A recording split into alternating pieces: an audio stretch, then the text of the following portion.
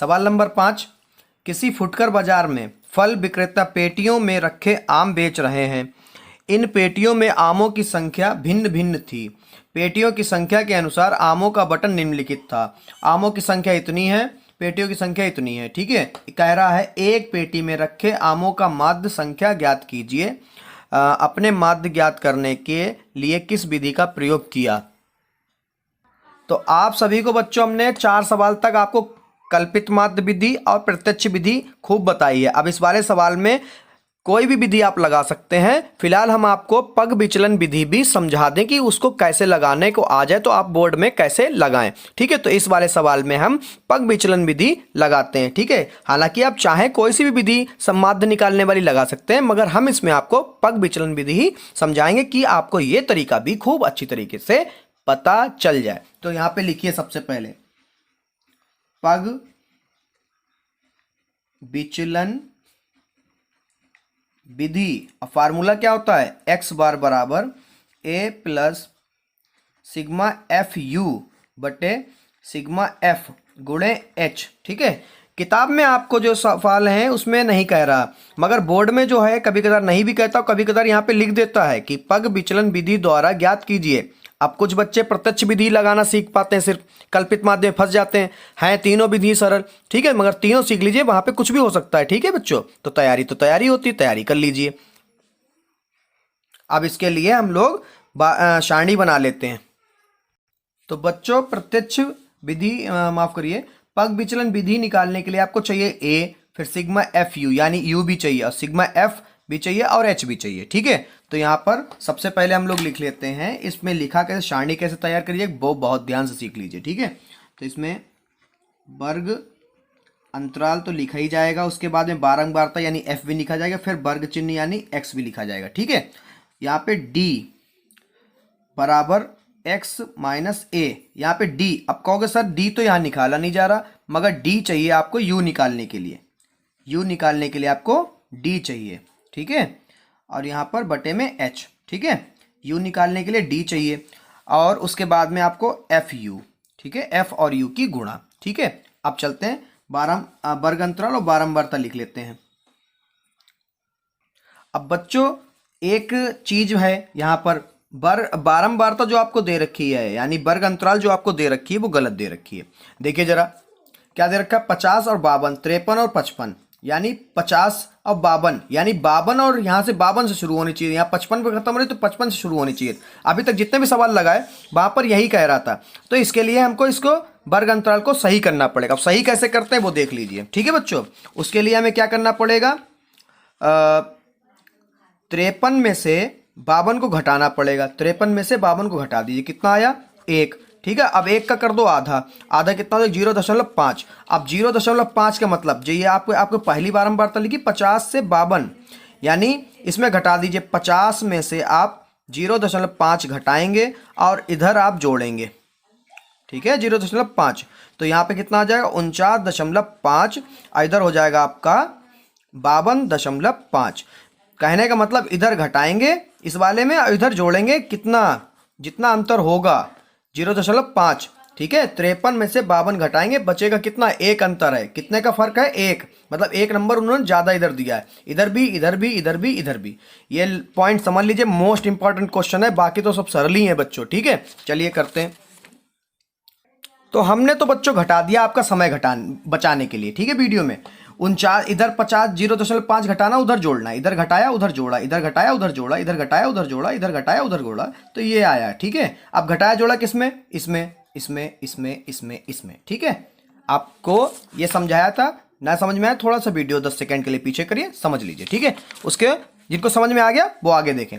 तो यहाँ पर अब बारंबारता जो दी रखी वो सही है, यानी वर्ग अंतराल हमारा गलत था वो हमने सही कर दिया। ठीक है, तो यहाँ पर 15, यह हमारा 110, यह हमारा 135, यह हमारा 115 और यह हमारा 25।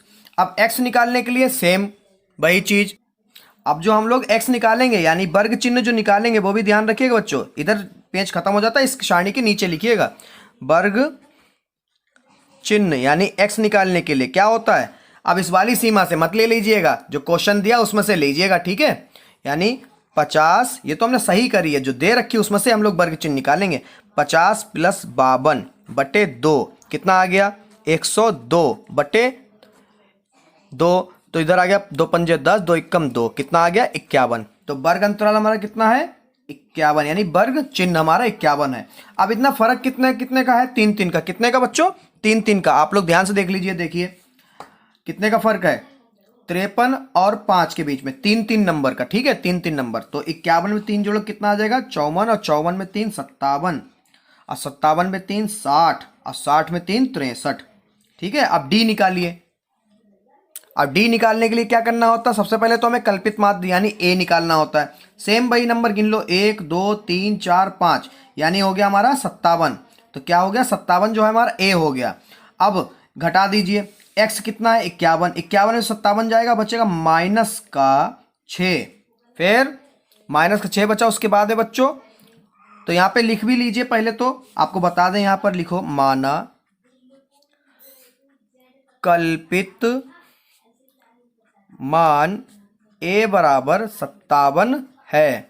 ठीक है, बहुत सिंपल तरीका है बच्चों ये। उसके बाद में हमने घटा लिया भाई, 51 में 57 गया घटाओगे तो आ जाएगा माइनस का 6, और 54 में 57 घटाओगे तो आपका आ जाएगा माइनस का 3।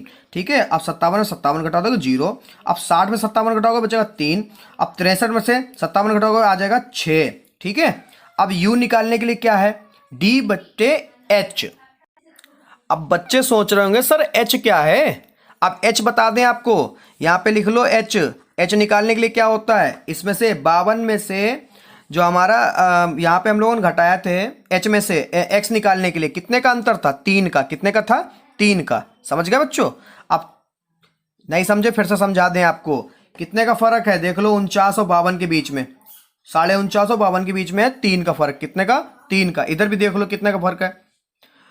50 2 का, इधर इधर 3 का, फिर इधर 2 का, फिर इधर 3 का, फिर इधर 2 का। ठीक है, ऐसे चल रहा है।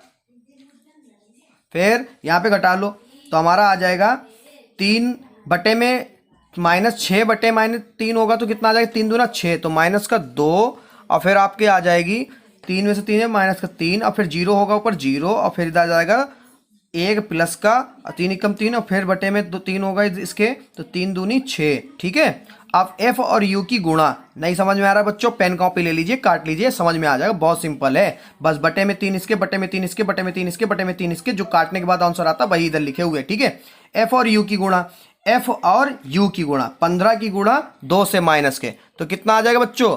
15 की गुणा कराओगे 2 से माइनस 30, फिर 110 की गुणा कराओगे माइनस 3 से, तो आ जाएगा माइनस का 110।